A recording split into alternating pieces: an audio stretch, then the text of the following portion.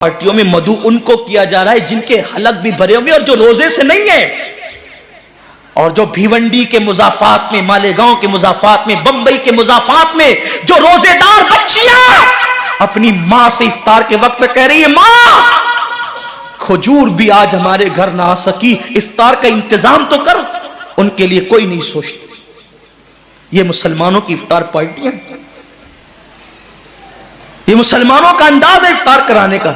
جن کے روزے نہیں ان کے لیے دسترخوان بچھائے جا رہے ہیں، اور جو پانی پہ افطار کر رہے ہیں اور کھجور کھا کر کے جو افطار کر رہے ہیں ان کا کس کو خیال ہے؟ میرے آقا فرماتے ہیں یہ رمضان شریف غریبوں کے ساتھ غم گساری کا مہینہ ہے، غریبوں کی غم خواری کا مہینہ ہے۔ اما عائشہ صدیقہ سلام اللہ علیہ فرماتی ہیں حضور ایسی سخاوت کرتے تھے جیسے دریا ماہ رمضان شریف میں۔ حضور تو سخی بہت تھے لیکن رمضان شریف میں سخاوت کا انداز ایسا ہو جاتا تھا جیسے دریا بہہ رہا ہے۔ پڑوس میں بچیاں بھوکی ترس رہی ہے جن کے یہاں سحری کا انتظام نہیں، اور ہم سحری کے بعد کھانے کو گھر کے آنگن میں پھینک رہے ہیں۔ کیا انداز ہے؟ اور پھر کہتے ہیں کہ ہم تباہ کیوں ہو رہے ہیں؟ اب تو مسلمان کافروں کو افطار کراتے ہیں۔ یہ غیرت ایمانی ہے لوگوں کی، کافروں کے ساتھ افطار پارٹیاں ہو رہی۔ اللہ سے ڈرو مسلمانوں، اللہ سے ڈرو، رب کا کچھ خوف کرو۔ اگر تم نے حلق تک کھانے والوں کو کھلایا اور ان غریبوں کو سسکیاں لینے پہ چھوڑ دیا تو قیامت کے دن کہیں ایسا نہ ہو کہ تمہارے روزے تمہارے منہ پہ مار دیے جائیں۔ اللہ کے رسول نے نہیں فرمایا کہ جو پیٹ بھر کے کھا کے سو جائے اور اس کا پڑوسی بھوکا ہو ایسا بندہ کامل مومن نہیں ہو سکتا؟ ہم نے حضور کی سنت کو ترک کر دیا، بلکہ میرے کریم آقا نے تو یہاں تک فرمایا اگر غریب بستی میں رہتے ہو اور سالن کی خوشبو سالن پکتے وقت 4 گھروں میں پہنچ جائے تو تھوڑا سا پانی زیادہ ڈال دیا کرو، کیونکہ جن کے گھروں میں خوشبو پہنچی ہے ان کے گھر تک سالن پہنچا دیا کرو۔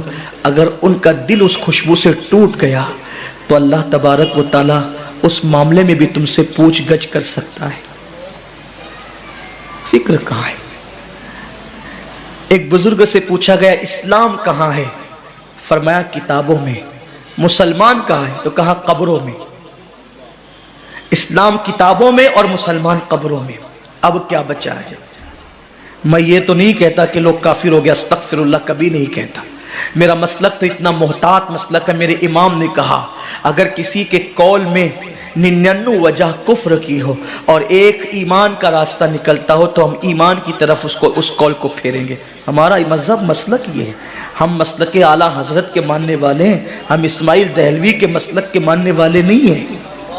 ہمارے مسلک میں بہت احتیاط ہے۔ مولائے کائنات نے کہا آسمان سے زمین پہ گرنا آسان ہے، کسی مسلمان کو کافر کہنا میرے لیے مشکل ہے۔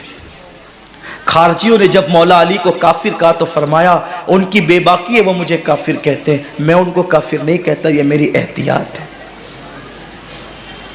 میں آپ کو کافر کہنے استغفر اللہ کبھی بھی نہیں کہہ سکتا، تصور نہیں کر سکتا، بلکہ خدا کی عزت کی قسم اپنے دل کے جذبات پیش کروں کہ جب ہم ممبر پہ بیٹھ کر کے خطاب کرتے ہیں تو یہ سوچ کے کرتے ہیں کہ ہم اپنے مخدوموں کو خادم کی حیثیت سے سبق سنا رہے ہیں۔ اللہ ان کی دعاؤں کی برکت سے ہماری نجات کا سامان کر دے گا۔ ہمارا تصور یہ ہوتا ہے، ہم اس تصور کے ساتھ آپ کے پاس بیٹھتے ہیں اور آتے ہیں، لیکن سوچو تو صحیح ہمارے اسلاف نے کیا کہا۔ مذہب کتابوں میں ہے، مسلمان قبروں میں ہے۔ اب کیا ہے؟ کسی نے کہا نا کہ غلط ہے مسلمان مارا گیا، وہ ایک تصویر تھی جو مٹا دی گئی۔ کہیں ہم تصویر مسلم تو نہیں بن گئے؟ صالبہ ابن عبد الرحمن عرض کرتے اللہ جتنا بڑا چاہے تو مجھ پہ عذاب ڈال دے لیکن میرے محبوب کو اس کی اطلاع نہیں ہونے دے۔ حالانکہ یہ ان کی عشق کی بولی تھی، ورنہ عالم ما کان و ما یکون سے کیا چھپ سکتا تھا؟ جس کی نگاہوں سے خدا کی ذات نہ چھپی اس کی نگاہوں سے کس کے اعمال چھپ سکتے تھے؟ وہ تو شاہد ہے، شہید ہے، وہ بصیر ہے، وہ عالم ما کان و ما یکون ہے، اور انبیاء کی امت کی اعمال پہ جو گواہی دیں گے کیا وہ اپنی امت کی اعمال سے بے خبر رہیں گے؟ میرے امام نے کہا ہے फरियाद उम्मती जो करे हाल जार में, मुमकिन नहीं कि खैर बशर को खबर न हो, वल्लाह वो सुन लेंगे फरियाद को पहुंचेंगे, इतना तो हो कोई कि आ करे दिल से।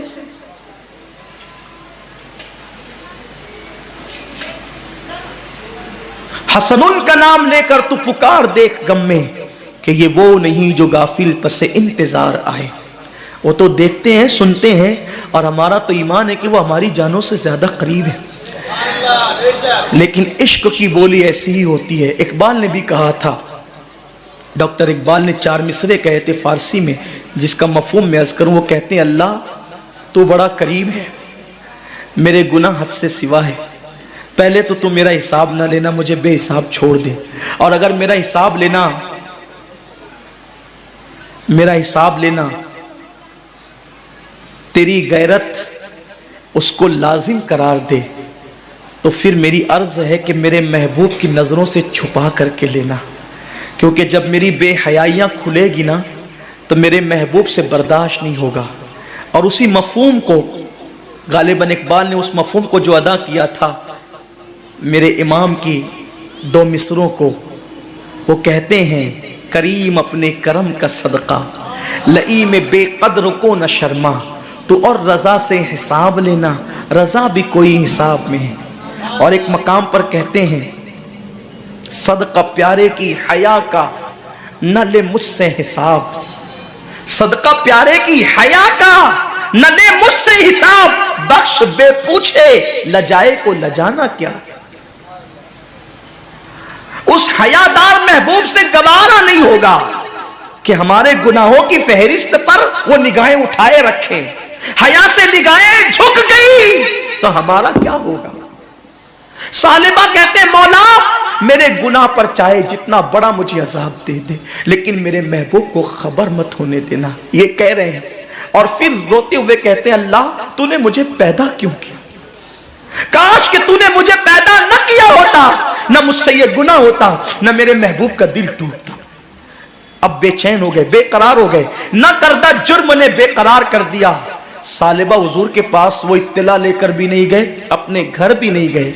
मदीने मुनव्वरा के किनारे पर एक गार था, सालिबा उस गार में चले गए और उस गार में जाकर के रात और दिन रोना, और एक बात, काश अल्लाह तूने मुझे पैदा न किया होता और मुझसे ये खता न होती और मेरे महबूब का दिल न टूटता। मौला मेरे महबूब को इस गुनाह की इत्तला मत होने देना। एक ही बात करते, मुझे बख्श दे, मुझे माफ कर दे या मुझे अजाब दे दे, लेकिन मेरे महबूब को इस गुनाह की इत्तला न होने दे। 40 दिन इसी हालत में गुजर गए। वो गुनाह नहीं था, वो खता नहीं थी, उसको गुनाह कह भी नहीं सकते, पहली नजर पड़ी और फेर लिया। सोचो एक ना करदा जुर्म का इतना एहसास, हम अपनी आंखों का कितना गलत इस्तेमाल करते हैं। हम अपनी आंखों से क्या क्या देखते हैं, कभी एहसास भी किया कि रसूल पाक को क्या जवाब देंगे, अल्लाह को क्या जवाब देंगे। आंखों को कितना गंदा किया, कितना आवारा किया। 40 दिन बीत गए। आका पूछते थे साहबा से, सालिबा कहाँ है, इब्ने अब्दुल रहमान का, इब्ने अब्दुल रहमान का है। साहबा कहते हुजूर वो दिखता ही नहीं, पता नहीं कहाँ चला गया। उसके घर वाले भी कोई इत्तला नहीं देते वो कहाँ चला गया। एक दिन 40 दिन के बाद जिब्रील अलैहिस्सलाम आए और अर्ज किया, आका अल्लाह आपको सलाम फरमाता है और इरशाद फरमाता है कि आपका एक गुलाम है जो नाकर्दा जुर्म पर बहुत शर्मिंदा है और 40 दिन से एक गार में वो रो रहा है। आका ने हजरत फारूक आजम और हजरत सलमान फारसी को कहा कि जाओ और जा करके सालिबा इब्ने अब्दुल रहमान को बुला करके लाओ। ये लोग गए। एक चरवाहा बकरियां चला रहा था, उससे पूछा, इब्ने अब्दुल रहमान को तुम जानते हो? उसने कहा, मैं किसी इब्ने अब्दुल रहमान को नहीं जानता, किसी सालिबा को नहीं जानता, बस इतना जानता हूँ एक जवान है जिसके दिल में जहन्नम का बड़ा खौफ है, अल्लाह का बड़ा खौफ है और अल्लाह ने उसको जहन्नम से आज़ाद कर दिया है। फारूक आजम ने कहा, तुझे कैसे पता चला? तो कहा, वो रात के आखिरी पहर में गार से निकलता है, सर पे हाथ रखता है और आसमान की तरफ नजरें उठा के कहता है, अल्लाह काश कि तूने मुझे पैदा न किया होता, न मुझसे ये गुनाह होता, न मेरे महबूब का दिल टूटता, मुझे माफ़ कर दे या सज़ा दे दे, लेकिन मेरे महबूब को इसकी इत्तला मत होने देना। अगर मेरे इस गुनाह की खबर मेरे हबीब को हो गई तो उनका दिल टूट जाएगा। वो ये कहता है। फारूक आजम ने हज़रत सलमान से कहा, सलमान हम जिसको ढूंढने आए थे वो मिल गया। चरवाहे से कहा वो कहाँ है? कहा मैं उस गार को नहीं जानता, अगर मिलना है आखिरी पहर का इंतजार करो, वो रात के आखिरी हिस्से में आता है। फारूक आजम इंतजार करने लगे, रात आखिरी आ गई, वो फिर रोते हुए आए, सर पे हाथ रखा, इसी तरह रोते रहे और मचलते रहे। फारूक आजम गए, उनको अपने सीने से लगाया, सालिबा सालिबा क्या हाल कर रखा है? फारूक आजम ने गले से लगाया और जब कहा तूने क्या हाल कर रखा है? कहा उमर मुझसे बहुत बड़ा गुनाह हो गया।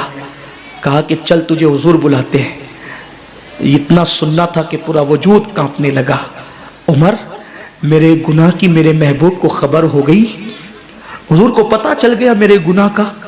फारूक आजम कहते मुझे कुछ नहीं पता, हुजूर ने कहा था बुला लाओ तो मैं तुम्हें बुलाने आया हूं। अल्लाह अकबर, कुर्बान जाए, क्या इश्क है, क्या एहसास है, क्या निदामत है, क्या शर्मिंदगी है। आशिकों की पहचान ये।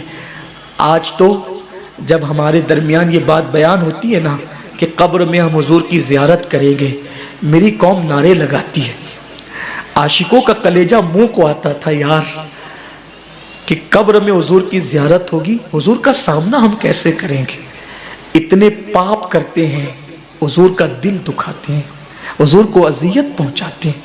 अगर हुजूर का सामना हो गया इतने करीब से, 2 गज जमीन है, हुजूर का इतने करीब से सामना हो गया और हुजूर ने ये फरमाया गद्दार इश्क का मेरे दावा करता था और यहूद और नसारा के तरीके पे जिंदगी गुजारता था और मुंह फेर करके चले गए, बताओ कहां जाओगे? इसकी बारगाह में मदद तलब करोगे, इसकी दुख को दुहाई दोगे, किसको पुकारोगे?